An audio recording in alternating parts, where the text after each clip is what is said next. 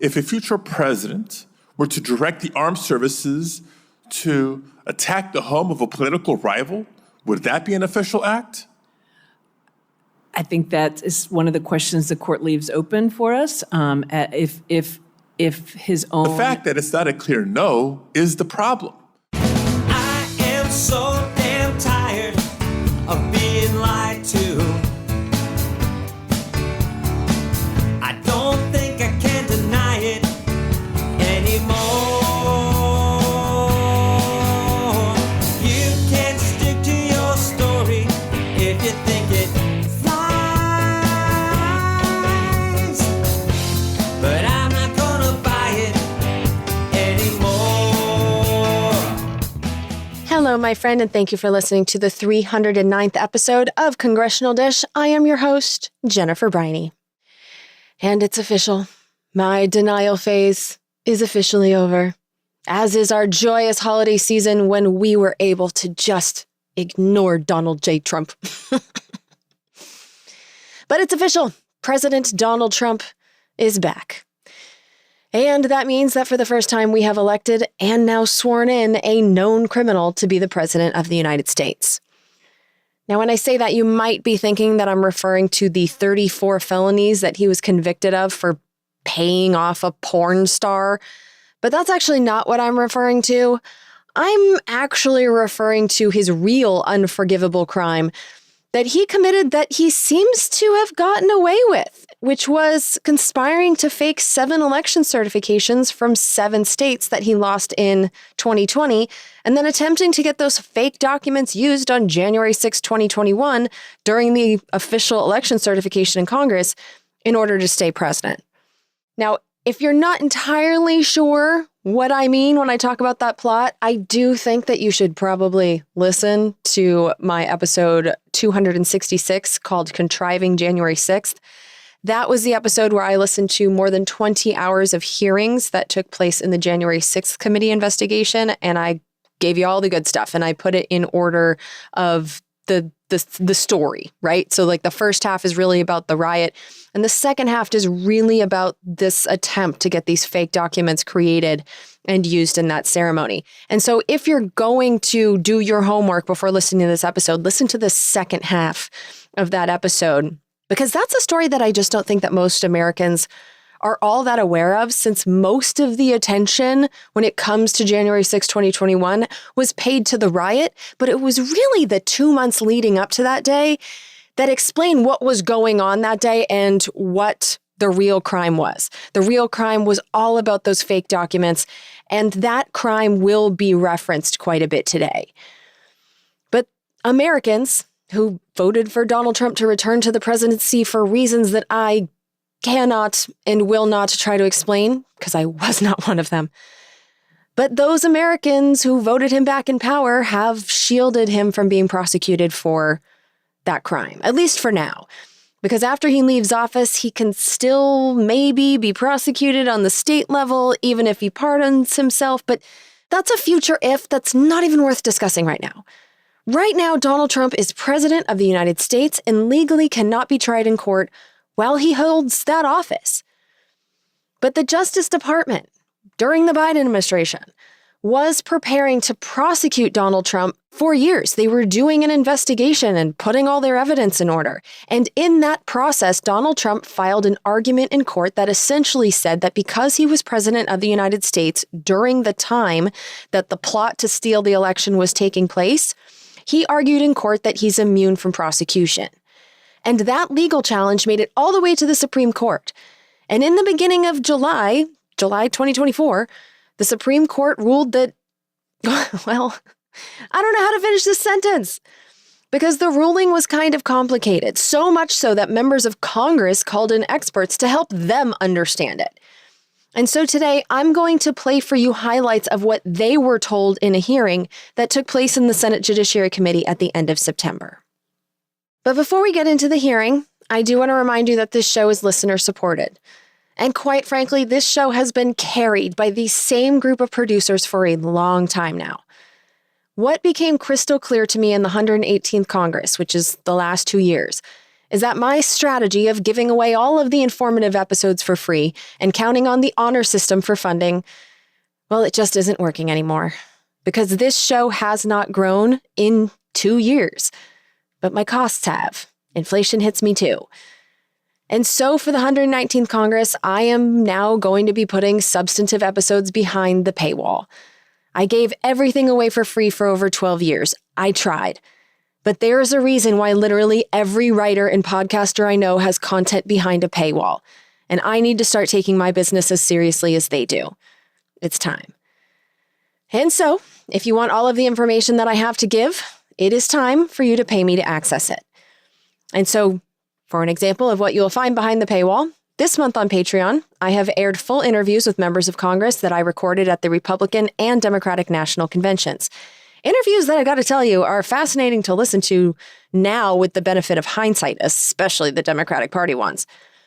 But I've also aired a Mystery Science Theater 3000 type episode during which I watched soon-to-be Secretary of State Marco Rubio's confirmation hearing with my good friend and political expert Justin Robert Young, and I will tell you that that was a really fun episode to record. I've done that format before, but Justin was just the perfect person to watch this stuff with. I know stuff about Congress, and he knows stuff about like the political backgrounds of these people that I don't. And so we had a great time recording that. We both really enjoyed it, and we're excited to continue to produce in that format in the future. That will not be the last time. And then finally, I've started a new series that I intend to be weekly while Congress is in session that has gotten 100% positive reviews so far that I'm calling Last Week in Congress. And so what I'm doing for that series is I am going to open the Congressional record and tell you what jumps out at me from the last week in Congress. These episodes are totally unscripted. It's just me, the paper, and the microphone. But it's going to be my way of staying current in the 119th Congress. I want to know what's going on day to day while I'm also doing the deep dives that I put out to the public. And I also think these episodes are going to save you the trouble. Not that I think many people are doing this, but they will save you the trouble of having to read the Congressional record yourself every day to get the same information. And so, if you want access to everything Congressional Dish has to offer in the 119th Congress, it's time to support the show, specifically on Patreon. Now, right now on Patreon, we are charging per public episode, and I generally air 2 episodes to the public per month. And so our suggested price is $5 per episode, but for right now, you do have the ability to set that to whatever you want, and even to cap it. And I know it's stupid of me to even tell you that, but I'm a terrible businesswoman, which is why I gave you everything for free for 12 years. But you should know that at some point this year, Patreon is going to force us, this is not my choice, they are forcing us to switch to monthly and annual billing. And at that point, there is going to have to be a minimum payment, and we're probably going to set that at $10 a month. But I know that there is some kind of grandfathering of prices for people who sign up before the switch, or at least I think so. I don't exactly know what I'm talking about, honestly, about how the switch is going to work, because I haven't talked to the Patreon people to figure this all out yet. But I guess what I'm saying is, if you even want a chance of being grandfathered into a lower price than $10 per month, or as it would be set now, $5 per episode, don't wait to support the show on patreon.com/congressionaldish. And the link to our Patreon and to all of our payment methods are, as always, in the show notes for you, along with all of our sources for each episode. And also, thank you to all producers who are not listening on Patreon. Actually, if you're listening on Patreon, you won't hear me say this, because what we're doing now for the private feed is we're just cutting out these pitches for funding. So thank you to all producers who support this show voluntarily with methods other than Patreon. And please know that one of the reasons that we haven't made the switch to monthly/annual billing on Patreon yet is because we're trying to figure out how to get you guys. So like you who pay with Venmo and Zelle and paper checks and Chipotle gift cards, like your money means a lot to me too. And so I want to be able to give you the private feed in a way that's fair, and we just haven't figured that out. But if you're someone who's been paying for this show regularly on the honor system, on the value for value system, we obviously know who you are. You know that we have records going back like a decade. And we do trust that you will continue to support us. And so please email myself or my sister, either jen@congressionaldish.com or preferably lauren@congressionaldish.com if you want this quicker. And we'll take care of you. We do have our own jerry-rigged private feed, which is identical to the Patreon private feed. And so it has all the bonus content. It has the episodes without funding pitches. And you should know all the private feed episodes are uncensored. There are no golf swings. But we are happy to give access to that feed to those of you who have supported us when you weren't forced to do so. And we're happy to continue the voluntary value for value relationship that you have proved has worked for at least us all these years. We know who you are, we love you, and we got you. So yeah, email Lauren at congressionaldish.com. Don't bother emailing me because I am still the worst about responding to emails. I usually only check my email like once a month, but Lauren's going to check her emails. But please give her a few days to respond to stuff.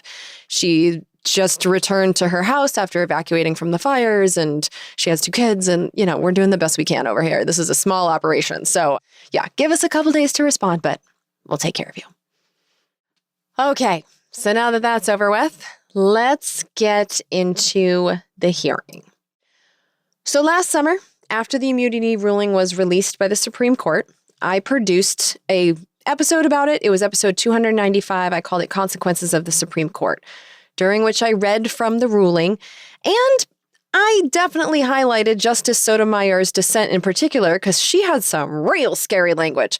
She was basically comparing the presidential powers from here on forward to those enjoyed by kings. But obviously, those in the majority on the Supreme Court say their ruling doesn't fundamentally change our country, and I don't know, which is why I think we should hear from true legal experts about this.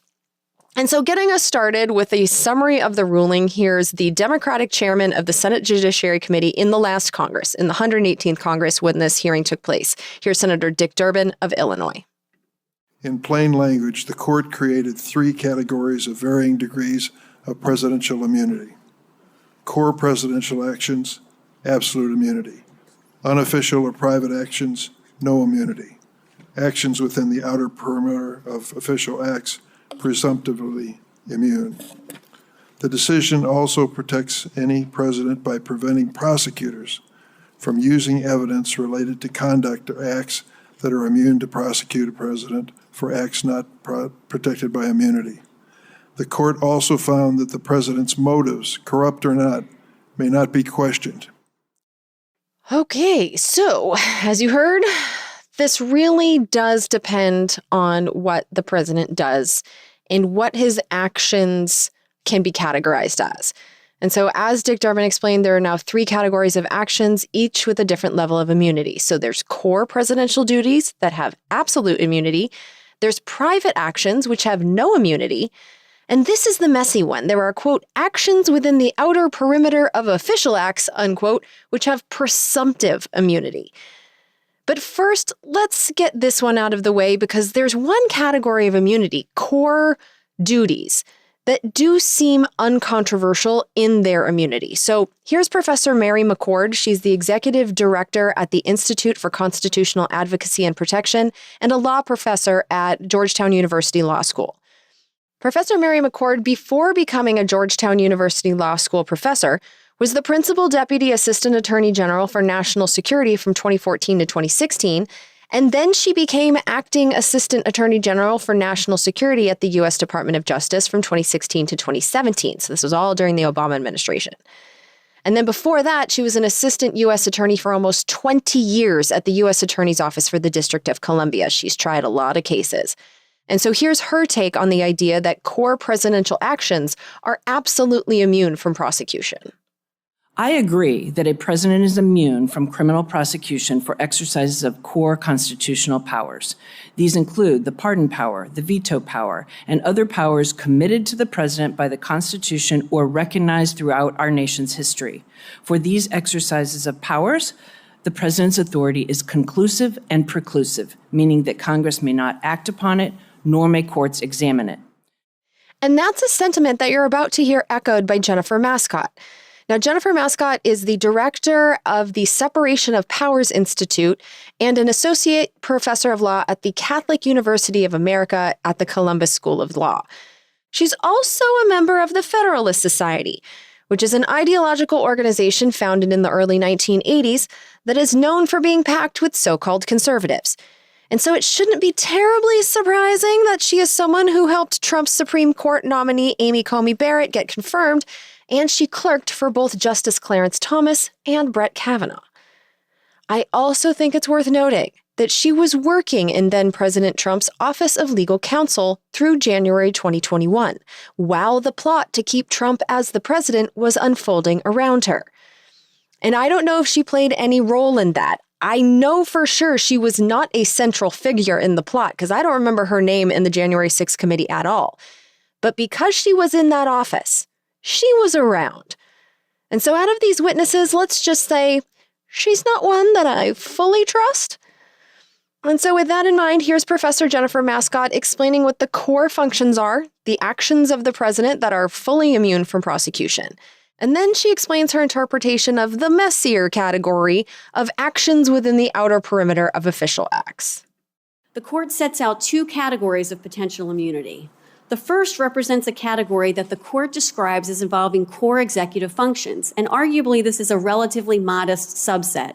It involves functions for which a president historically has been understood to have complete discretion, areas that Congress lacks the power even to regulate, so it's very specialized. The courts list several areas: exercises of the pardon power, discretionary aspects of the removal power, and the power to recognize foreign sovereigns. And these categories do not extend nearly as far as some of the prepared testimony today suggests. The court's talking about the core, inner kernel of presidential authority and decision-making for which the president essentially has complete discretionary power. Decisions such as whom to nominate or fire or whom to pardon. Then there's the middle category that the court describes as extending to the outer perimeter of a president's executive functions. And in this area, the court does not definitively determine whether absolute or presumptive immunity applies. At a minimum, though, the prosecution would have to show an actions manifestly or palpably outside of presidential authority before bringing charges based on that action. And the court left many of the remaining details for the lower courts to work out on remand. So the category of actions within the outer perimeter of official acts is controversial because the Supreme Court wanted it that way. They didn't define it. And according to Professor Mary McCord, even the core constitutional powers, which she already said have absolute immunity, even those were now left unclear by the Supreme Court's wording in their decision. And in this testimony, Professor McCord is going to refer to a part of Trump's plot to remain president. So as a quick refresher, then President Trump wanted the Justice Department to send a letter to the states, implying that the Justice Department found credible evidence of fraud in their states' elections, which they had not. And he wanted that letter sent so badly that he damn near replaced the Attorney General with an unqualified guy named Jeffrey Clark, who was willing to send the letter. That plan only stopped after Trump was told that pretty much everyone in the entire Department of Justice who mattered was planning to resign en masse if he replaced the Attorney General, and so Trump backed down. But the point is that President Trump was pressuring the Justice Department to help him get the states to replace their legitimate actors, the states that had certified Biden's election win, and he wanted them to replace those with fake electors who would certify a fake Trump win. And so now that we have that refreshed in our memory, here's Professor Mary McCord. I served in the Department of Justice for well over 20 years, and under every Attorney General, as well as every president and White House counsel, these no context policies were enforced. They're not constitutionally required. It's not said in the Constitution, but it's something that respect for rule of law and has always dictated that both the White House and the Department of Justice sought to ensure that there was independence. I think that this opinion makes clear that there is nothing stopping an executive from directing his own executive branch, in particular here, the Department of Justice. It's the very directions and conversations with Jeffrey Clark and others at the Department of Justice that the majority holds is absolutely immune. I do think that is dangerous going forward. My concern is that the majority's opinion in Trump v. United States capaciously defines core constitutional powers to extend far beyond these well-recognized powers.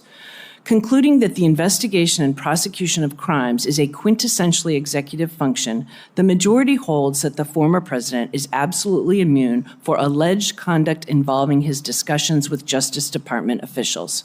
That conduct includes the indictment's allegations about efforts to leverage the Justice Department to convince certain states to replace their legitimate electors with fraudulent Trump slate of electors.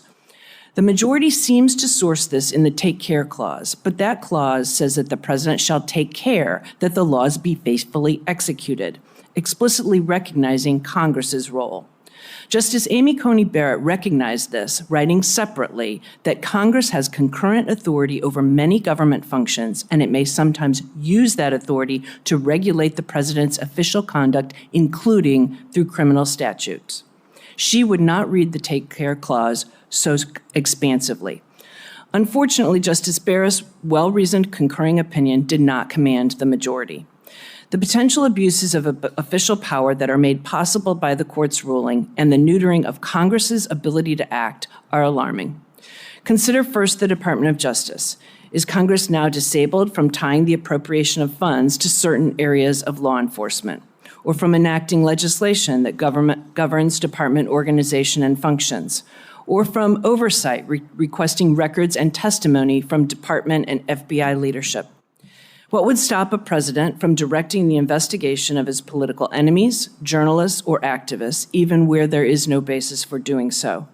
The majority said, after all, and I quote, "The indictment's allegations that the requested investigations were shams or proposed for an improper purpose do not divest the president of exclusive authority over the investigative and prosecutorial functions of the Justice Department and its officials."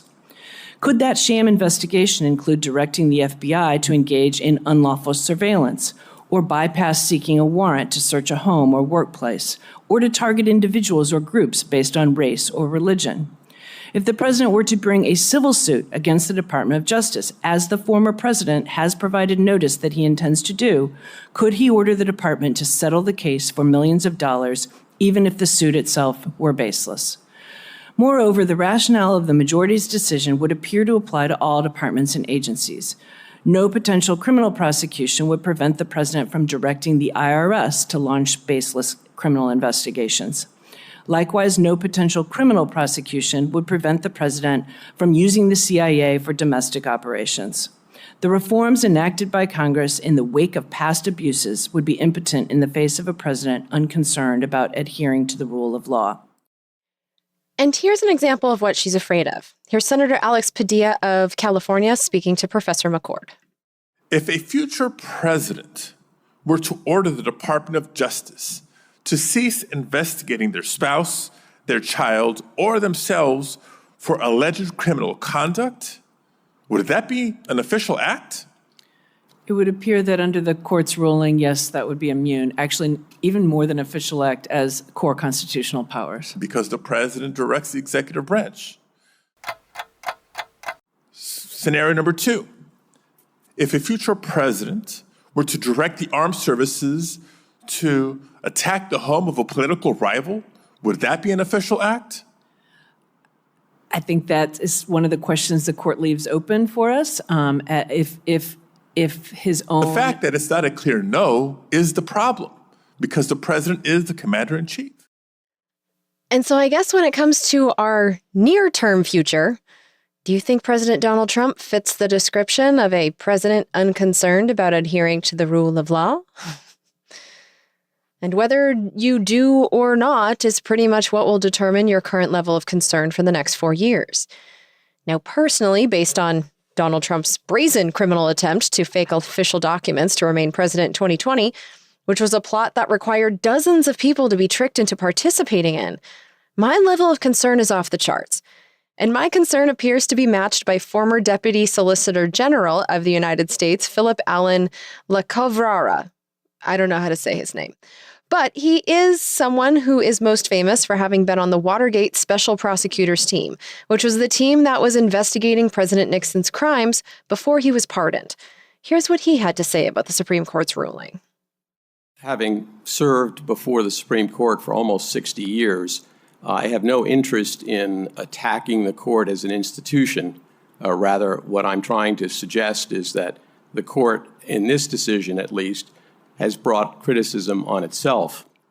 The court has always been subject to criticism, sometimes fair and sometimes unfair. It was criticized for the Dred Scott decision, for Plessy against Ferguson, for the Korematsu decision. All of those decisions, I think, have been repudiated by history, although they were rendered by majorities of the court. So the issue is not, is the court above attack on the merits of its decisions? The issue is, as I think you understand, is the decision that's under discussion today one that deserves acquiescence or not? And my submission is that it does not. I explained in my prepared statement that the decision is profoundly wrong and it is profoundly dangerous. It's profoundly wrong for several reasons. Notably, the court did not find any textual support for the decision. Indeed, the text points exactly the opposite. The court could not find an apt precedent in support of the decision. The only reliance the court could come up with, as Senator Graham mentioned, was a decision by a 5-4 court to grant civil immunity from private damage suits. Seems to me pretty obvious to any lawyers, even not constitutional lawyers, that the difference between immunizing a president from prospective liability to private citizens suing about official actions is fundamentally different from immunizing a president from culpability for committing crimes brought for violation of the same public interest statutes that apply to everyone else. The court could not rely on any historical practice in favor of criminal immunity. In fact, the practice is exactly the opposite. I know from my own experience in the Watergate affair that President Nixon was under active criminal investigation for his role in the cover-up. President Clinton was, President Reagan was.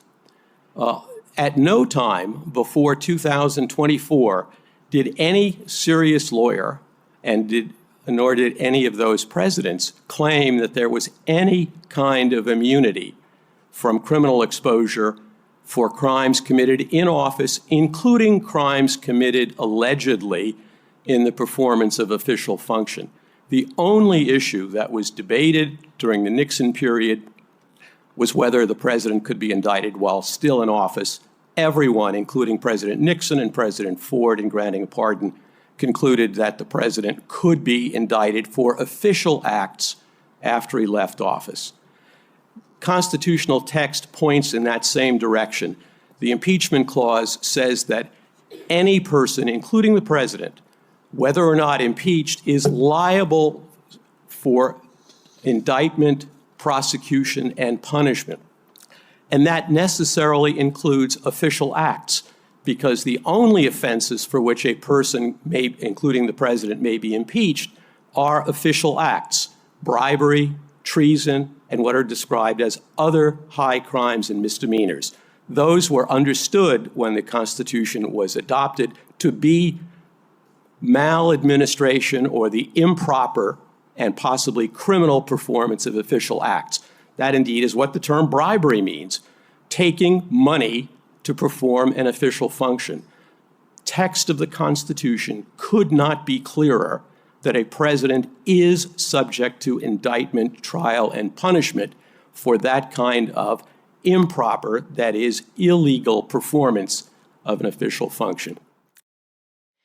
And then later in the hearing, he explained what he means about the Constitution's intent differently, which I think might be clearer to understand. So here's that testimony. It's not just a question of not being able to find authority in the text of the Constitution for any form of immunity, absolute or even qualified, for commission of crimes by a president. The Constitution expressly says the opposite. The president is subject to impeachment. Indeed, Article 2 is quite explicit in saying the president and all other officers in the executive branch are subject to impeachment. And then the impeachment clause, this is in Article 1, Section 3, about the role of the Senate in trying impeachments, says judgment in an impeachment shall not extend beyond removal from office, so that unlike in Parliament, where a penalty such as death could be imposed by Parliament, only upon conviction is a official such as the president removed from office. But then the text goes on to say, but the party convicted, that includes the president, shall nevertheless be liable and subject to indictment, trial, judgment, and punishment according to law. I think it could not be fairer or more obvious that the framers of the Constitution intended that a president, whether or not impeached and removed, is subject to the normal course of law, as the text said, if his conduct, his official conduct, was not only impeachable or possibly impeachable, but also a violation of criminal law. And here's his concern about what the effects of this decision could be. My statement also goes into detail as to why this is a dangerous decision, not simply an erroneous one. It essentially licenses a president to abuse his power and to get away with it. Nothing could be further from the intent of the framers than to establish the kind of immunity that the king alone, the king who was the target of the abuses identified in the Declaration of Independence, and it seems to me to beggar any sense of the history of our country to treat the President of the United States as having the kind of immunity that no other person in this state, in this country, has to commit crimes and get away with it. But others don't share his level of alarm. So here's the perspective of Michael Mukasey, who is the former Attorney General of the United States, who was picked for the position in 2007. After we knew about the W. Bush administration's torture program and the illegal spying network that they had set up, spying on the entire world, and we knew that they had bullshitted us into a deadly war. This was a time when many of us, myself included, believed that it was possible that George W. Bush had a real chance of spending the rest of his life behind bars after leaving office because the actions he authorized were so clearly crimes. And Michael Mukasey was the person that George W. Bush wanted to be Attorney General when the national conversation revolved around calling George W. Bush a criminal. And so I literally laughed out loud when I saw that Michael Mukasey was called as a witness. I trust this man about as far as I can throw him. But he was invited to testify, and he is a former Attorney General of the United States. And so here's what he said. I believe the court's ruling here was narrow, consistent with precedent and constitutional principles, and that the three categories of presidential conduct that the court discussed in its immunity analysis are themselves anticipated in Justice Robert Jackson's opinion, beginning with acts at the court of president's constitutional power, such as the power to pardon, conduct foreign relations, and other acts, such as speaking in certain settings and circumstances that are presumptively immune, and acts that are clearly private, which are not. The ruling here was also modest in the sense that the court sensibly remanded the case to lower courts for them to consider in the first instance, in the normal course, how to distinguish what might be official acts from those that are not, and to determine whether even some official act can be the subject of criminal prosecution, if such a prosecution would not impair the functioning of the executive branch. The policy rationale for the immunity recognized in Nixon against Fitzgerald and the current case is the ability of the presidency to function independently and with vigor. And Michael Mukasey, the Attorney General picked at the end of his term by a president who had tortured people and set up an illegal spying network and started a war that killed people. Well, he cited all of the crimes that presidents have gotten away with as precedent. The second feature of the dissent that I want to touch on is the claim that the immunity suggested by the majority is unnecessary because, as Justice Sotomayor asserted, every sitting president has so far believed himself under the threat of criminal liability during his term in office and nevertheless has boldly fulfilled the duties of that office. Or, as the current Justice Jackson put it, America has traditionally relied on law to keep its presidents in line. I served under only one president, President George W. Bush. That said, I did have occasion to participate in meetings relating to military activity abroad, to the allocation of resources to certain law enforcement activities as opposed to others, and the like. and never saw any indication that what guided those decisions included any consideration of possible criminal prosecution by a subsequent administration for authorizing military action without proper basis or conspiring to obstruct the functioning of any one agency by allocating resources to another. I don't think that President Roosevelt considered or should have considered possible criminal prosecutions by a subsequent administration for what's now considered a shameful commitment of U.S. citizens of Japanese ancestry during World War II, with the active support, by the way, of the then governor of California, or for subjecting the saboteurs to a military trial when the courts were open.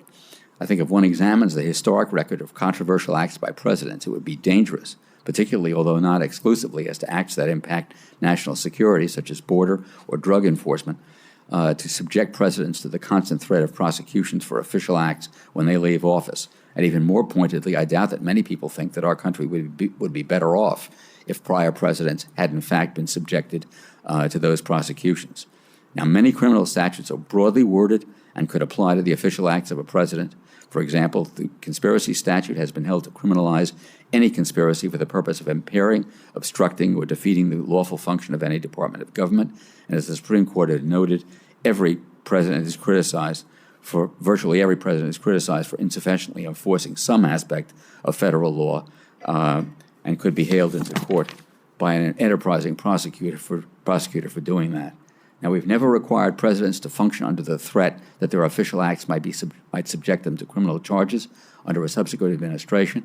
What's allowed our system to function is that even in doubtful cases, we have so far declined to become the kind of country in which incoming administrations take out their grievances against their predecessors by prosecuting them, and I don't think we should become that kind of country.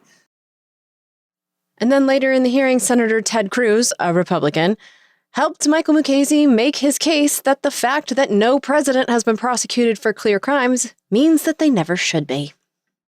Many presidents of both parties have engaged in controversial actions, and yet none of them have been indicted. Let me ask you, General Mukasey, if a private citizen were to erect an internment camp and to forcibly kidnap American citizens, to single them out because of race, and to imprison them based on their race, would that private citizen be subject to criminal prosecution?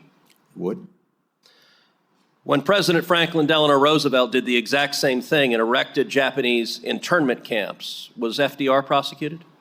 He was not. Let me ask you, similarly, if a private citizen were, say, to detonate a nuclear weapon over a city and kill over 140,000 people, and then if that private citizen a few days later detonated another nuclear bomb over another city and killed 75,000 people, could that private citizen be criminally prosecuted? He would. Was President Harry Truman prosecuted for detonating nuclear weapons over Hiroshima and Nagasaki? He was not. All right, how about this? If a private citizen launched a weaponized drone and killed a United States citizen, could that private citizen be criminally prosecuted? He would. Was President Barack Obama criminally prosecuted when he killed United States citizens using drones without notice and without due process? He was not. Although, as far as due process is concerned, I believe the comment of my successor to that question was that Anwar al-Awlaki got, quote, all the process that was necessary. Well, although I suspect he might disagree with that assessment, were he able to present his case. Right. Let's just take a second to remind ourselves who Anwar al-Awlaki was. He was a guy born in Las Cruces, New Mexico in 1971 who got a civil engineering degree at Colorado State University and then took courses at San Diego State University and George Washington University. During the George W. Bush years, after Muslims were being attacked by us all over the world, he moved to Yemen and started making anti-American content, including social media posts, videos, and writings. And he was accused of recruiting people to join al-Qaeda with his words, which were particularly effective because he was an American and therefore knew how to persuade us. But he was never proven to have been involved in any kind of direct violence himself. But on September 30th, 2011, President Obama personally authorized a drone strike to kill him and his American friend while they were in Yemen. And again, his crime was his speech, and President Obama killed him for it and faced no justice. And I can't help but wonder, if a former president had been prosecuted for an internment camp of people based on their race, would we have private for-profit immigrant prisons right now? Or if a former president had been prosecuted for using nuclear weapons when it's not entirely clear that that was necessary to do, would we still have nuclear weapons and in fact be investing in creating more? If a former president had been prosecuted for drone assassinations of American citizens, would we be less afraid of and perhaps even proud of the justice system in our government for holding them accountable for murdering us without trial, especially murdering us for speech? First Amendment, baby! You know, if the CIA could find this guy and kill him by drone, couldn't they capture him and bring him home for trial? I hear these guys talk about these things as if this is an excuse, like a reason why presidents should have immunity. But I'm sitting here wondering if the world would be a safer place, if the word justice would mean something, if all of the presidents in my lifetime were behind bars for their crimes. Because I think presidents need to be afraid of something. But these guys clearly aren't. Because I do think Mukasey is right that the lawlessness of past presidents, it has served as precedent. It clearly has. Presidents went from spying on their opponents and being afraid of the legal system because of it, to spying on everyone with no fear. Presidents went from torturing foreigners to murdering Americans. The precedent is clear. We know which direction this is headed in. The question is how far presidential lawlessness can go, and I fear we might soon find out. Even though Michael Mukasey says that accountability is still possible, here's the rest of his conversation with Senator Ted Cruz. All right, let's contrast that with the rules that govern other federal officials. You were a judge for 19 years. As a federal judge, did you have immunity from your official acts? For my official act, yes. Yeah. Do federal prosecutors have immunity from their official acts? They do. Now, the distinction between official acts and personal acts is not a terribly shocking distinction. Under the decision of Trump versus United States, if any president walks onto the sidewalk and just shoots a citizen, is that president liable to be prosecuted? He is. How about this? If a president steals funds from his campaign, does that president face criminal liability? He does. How about this? If a president sexually assaults, let's say, an intern in the Oval Office, is the president subject to criminal prosecution for that? He could be. But, how? How does George W. Bush's Attorney General think accountability is possible?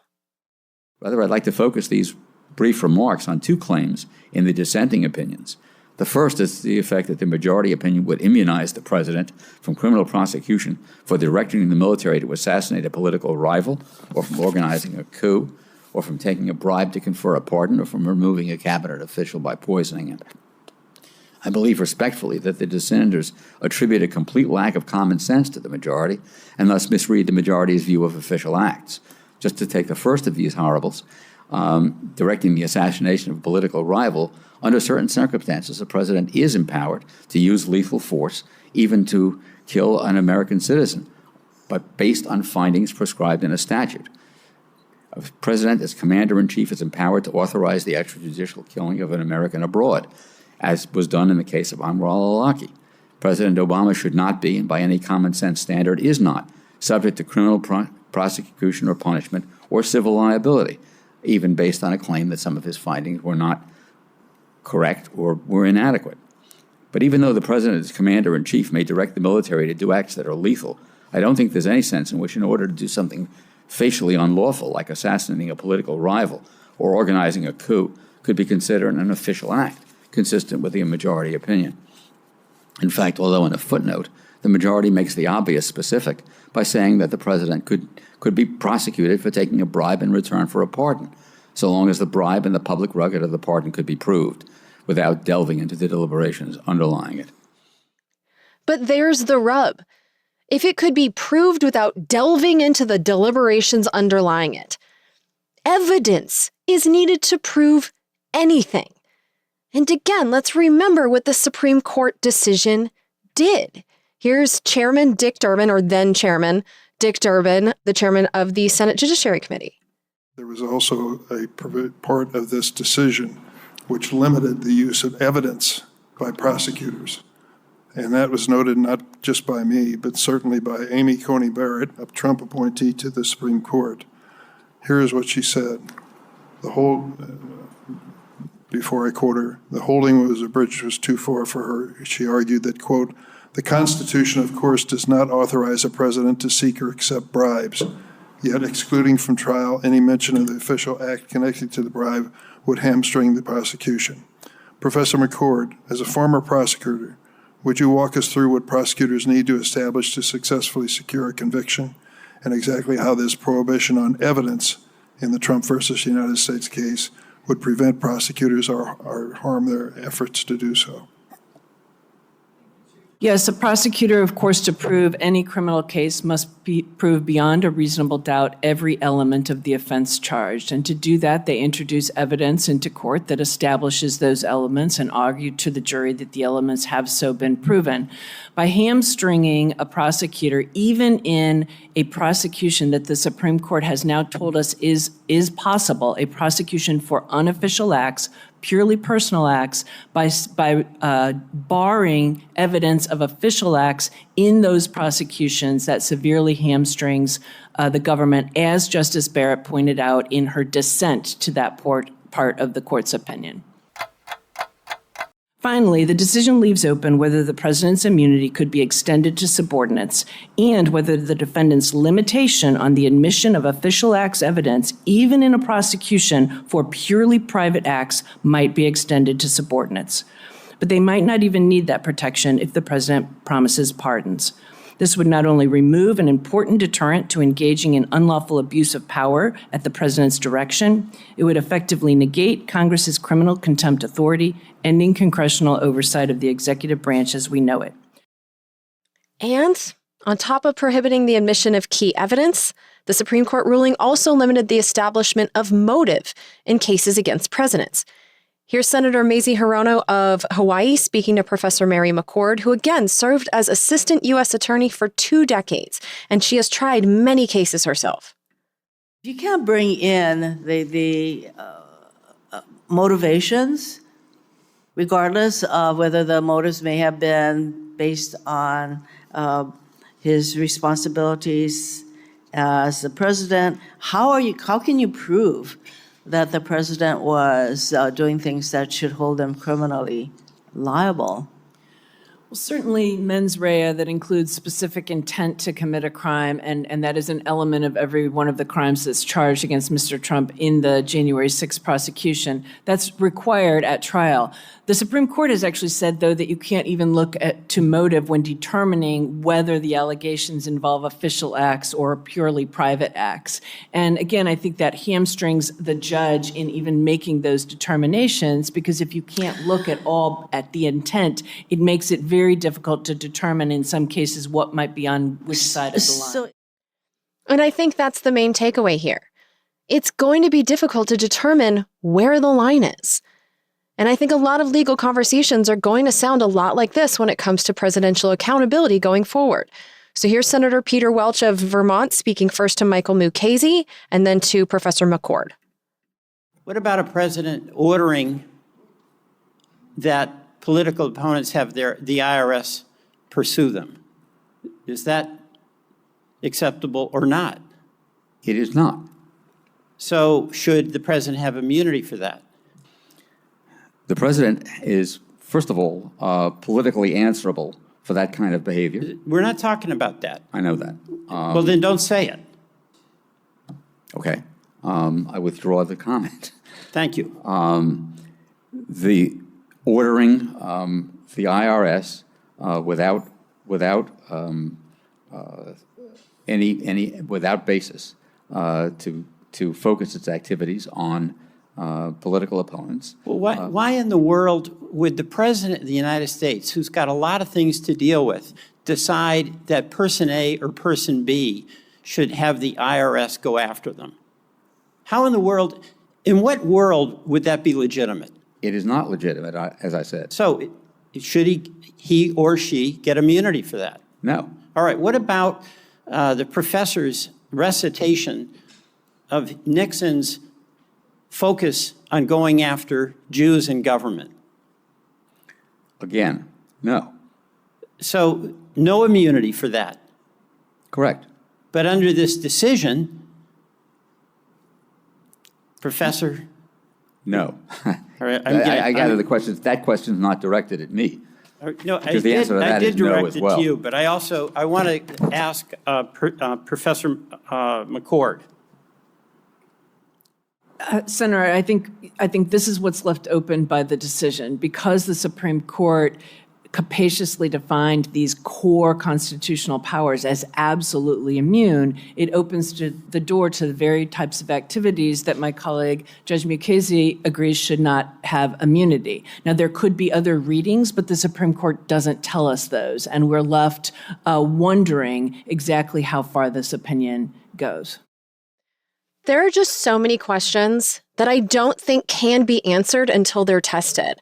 And so we're going to have to wait and see if President Donald Trump, who was the guinea pig who tested our Constitution to the point of this Supreme Court decision, well, we're going to have to see if he's going to test our system of justice even further.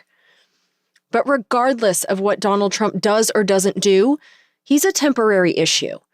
The issue really is the presidency itself and how it is or isn't limited.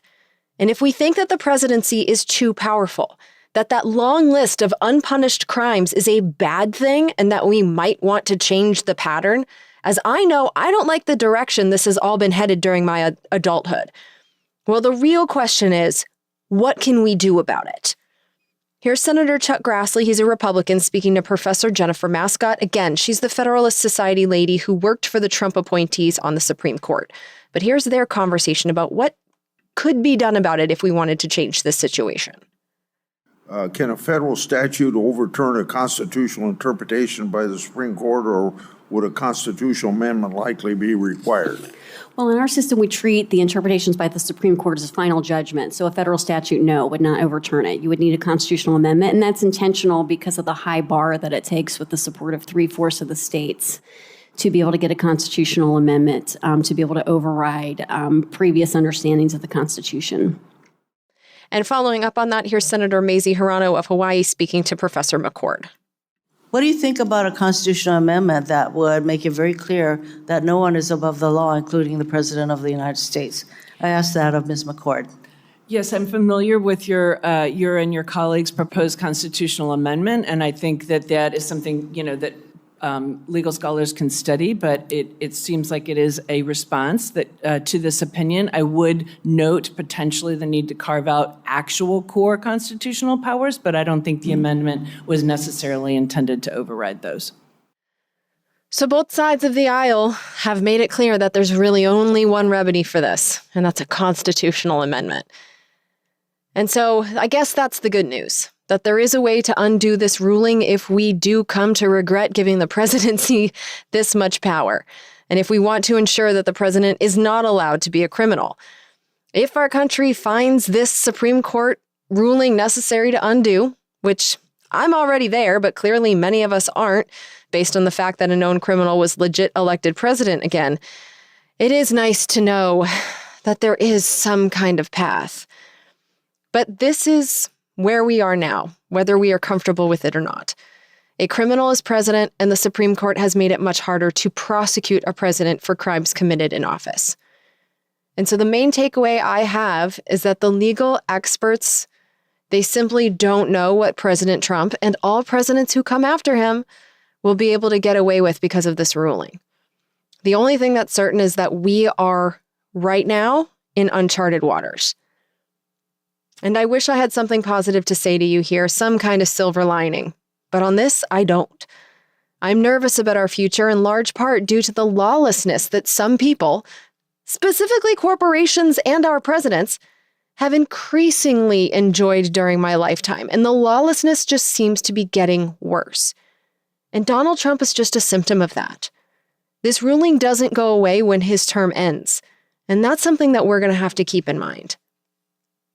And so I guess this episode is just a warning that we're entering a new phase here in the United States. And one of the next couple of episodes is going to be a similar warning about Congress, because another series of Supreme Court decisions last year fundamentally changed how Congress needs to write bills and laws in order for them to be effective. And there were hearings that I'm working on highlighting for you about that too. But these next few years, prepare yourself. They're going to be different. That's all I know for sure.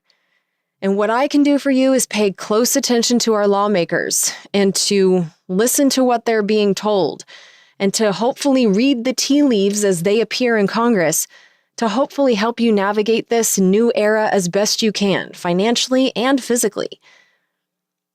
And I guess the only positive thing I can say right now is that at the very least, we're going to at least be together on this bumpy ride.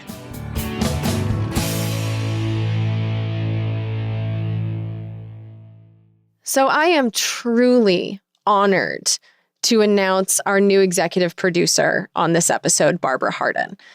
For those of you who are not in the know, executive producers are people that provide at least $535 to Congressional Dish. And every time you provide that amount, you become an executive producer on an episode of your choice.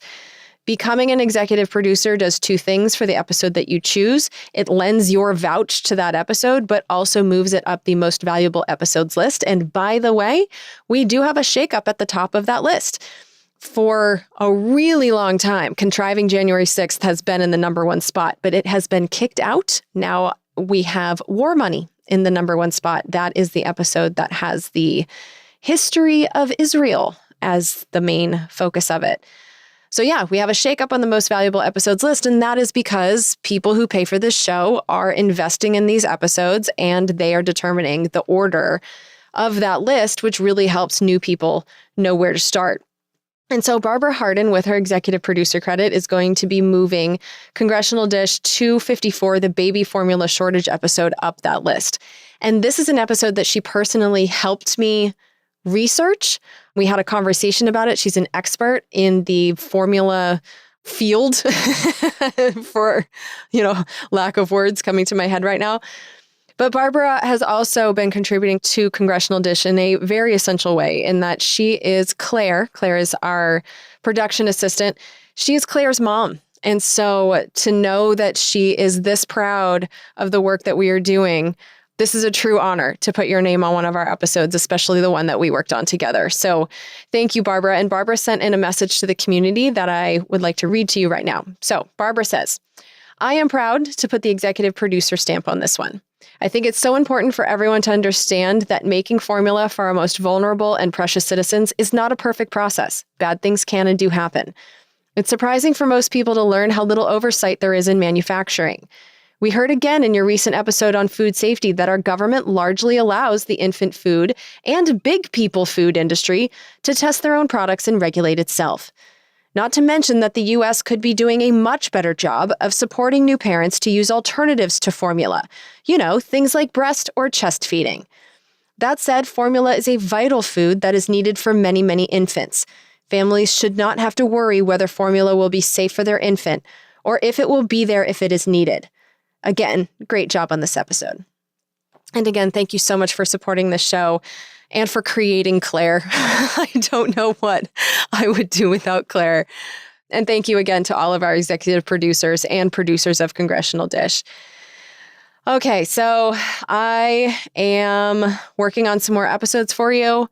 I do suggest signing up on Patreon, though, to get more up-to-date content about what is going on in Congress. To give you a little bit more information about the Last Week in Congress series that I'm starting, I'm actually just reading the Daily Digest. So, because the Congressional Record can be hundreds of pages long. And so what I'm doing for those is there's a summary into every day's Congressional Record. And so what I'm doing is I'm highlighting that every day when I wake up in the morning. And then once a week, I'm letting you know what happened in the prior week. And it's not going to be exactly on every Monday because life gets in the way. But yeah, that's something that I'm at least experimenting with for now, but so far, so good, because the first episode was definitely a success. So please support the show right now on Patreon, and you'll have access to all of the bonus content that is already up there and will be going up in the future. All right, thanks for listening. I'll talk to you soon. Bye. We're surrounded now by liars coming at us through our TV screens.